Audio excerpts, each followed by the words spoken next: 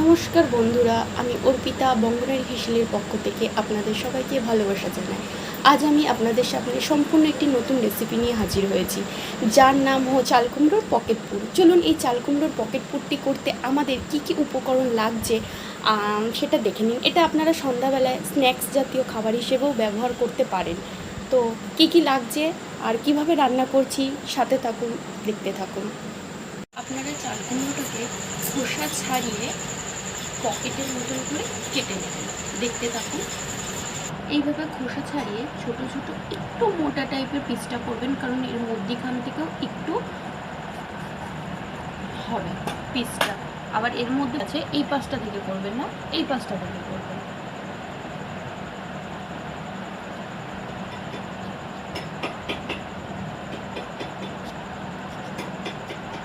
দেখুন এরকম পকেট টাইপের তৈরি হয়ে গেছে। ঠিক আছে, অতিরিক্ত মোটাও করবেন না, আবার অতিরিক্ত পাতলাও কিন্তু জিনিসটা হবে না। এটা কেন হবে, আরেকটু বেশি করে কাটবেন।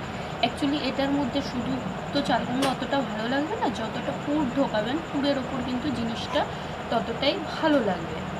আমি জলটা বসিয়ে রেখেছিলাম, এর মধ্যে সামান্য একটু নুন দিয়ে দিলাম, কারণ লবণ আরেকটু পরেও পড়বে, তার জন্য অল্প দিলাম। এরপর চাল কুমড়োটাকে একটু ভাপ দিয়ে নেব। প্রত্যেকটা এরকম চাল কুমড়োই পকেট করে কেটে রাখা আছে ওর মধ্যেখানে, এই পকেটের মধ্যেই পুরটা ঢুকবে। এটাকে হালকা করে একটু ভাপ দিয়ে নিতে হবে। মোটামুটি 5 মিনিট সেদ্ধ করার পর আমি তুলে নিলাম। দেখুন এর কালারটা সম্পূর্ণ কিন্তু চেঞ্জ হয়ে গেছে। আমি কিছুক্ষণের জন্য ঠান্ডা করতে দিলাম। আর দেখুন এবার আমি আলুগুলো সেদ্ধ করে নিলাম। সেদ্ধ করবো, যাতে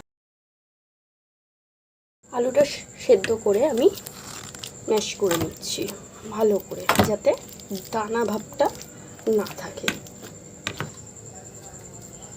এই পকেট পুর করতে আমাদের যে কটি উপকরণ লাগছে তা হচ্ছে সাদা তিল কাঁচা, সাদা সর্ষে, কালো সর্ষে সামান্য একটু নেব, পোস্ত, বাদাম, নারকেল কোড়া। আর এই জিনিসগুলো ভাজা মশলা হিসেবে আমরা ব্যবহার করব তেজপাতা, লঙ্কা, মৌরি, এলাচ, দারচিনি, ধনে, জিরে, এইগুলো আমরা ভেজে নেব। এতে আমি দুটো তেজপাতা, দুটো শুকনো লঙ্কা আগে একটু দিয়ে নিলাম, কারণ এইগুলো একটু ভাজতে সময় লাগে।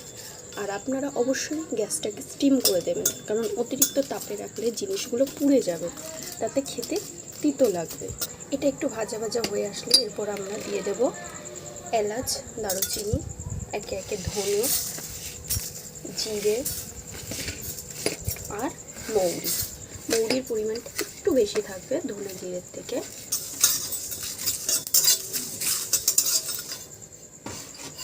এটা ভাজা হয়ে গেছে, আমরা একটু বাদামটাকে ভেজে নেব। এটা যদিও ভাজা বাদাম, তবু একটু ভেজে নেব। বাদামটা আমার ভাজা হয়ে গেছে, এবার আমি তুলে নিচ্ছি। এর মধ্যে আমি তেল দিয়ে দিলাম, তেলটা একটু গরম হোক, সামান্য একটু পাঁচফোড়ন দিয়ে দিলাম, ঠিক কুচুনো কাঁচা লঙ্কা আমি দিলাম, দিয়ে দিলাম।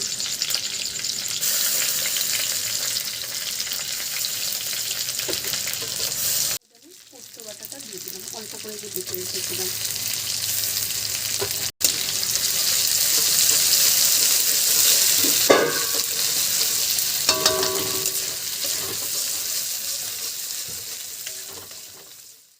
আমি তিল বাটাটা যেটা বেটে রেখেছিলাম, একটু ভিজিয়ে রেখে বেটেছিলাম আমি তিলটা, তাতে বাটতে সুবিধা হয়েছিল। সবগুলোকে একটু ভেজে নিচ্ছি। আর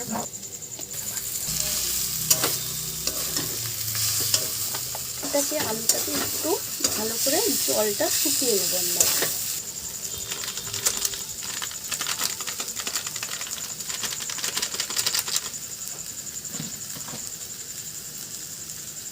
স্বাদ মতন নুন,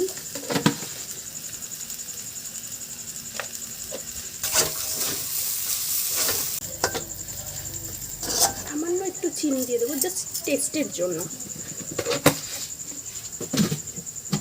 অতিরিক্ত দেবো না, যাতে মিষ্টি মিষ্টি অতিরিক্ত হবে না, আর এর মধ্যে আমি যে বাদামগুলো ভেজে রেখেছিলাম সেগুলোকে দিয়ে দিচ্ছি।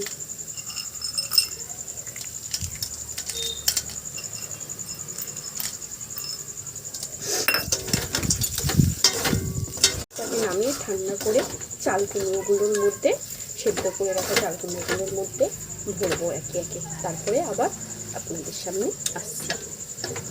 এর মধ্যে আমি এই যে পকেটটা যে বানিয়ে রেখেছিলাম তার মধ্যে ফুলগুলো ঠেসে ঠেসে দেবো এবং চাপ দিয়ে একটু ধরে নিলাম দুপাশটা, দিলে পরে মধ্যেখানে মুখটা ফাঁকা হয়ে যাচ্ছে। এরকম করে ফুলগুলো আমি একে একে ভরে দিচ্ছি।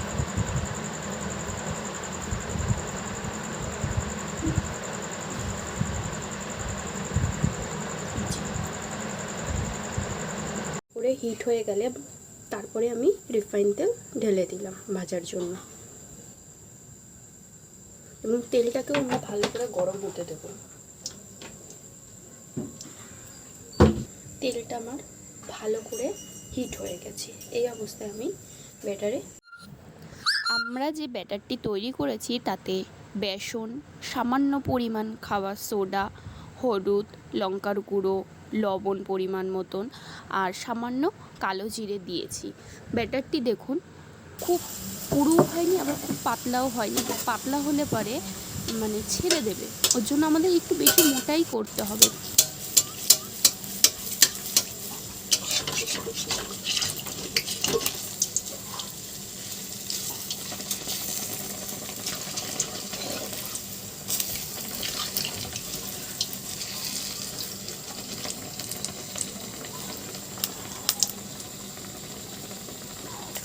দেখুন এটা আমার লাল করে ভাজা হয়ে গেছে।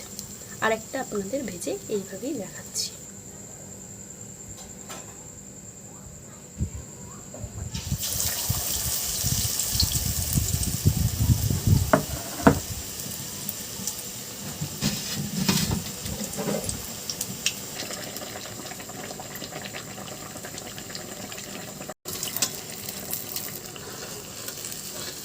এটাও আমাদের লাল করে ভাজা হয়ে গেছে। এবার আমি তেলে ফেলব।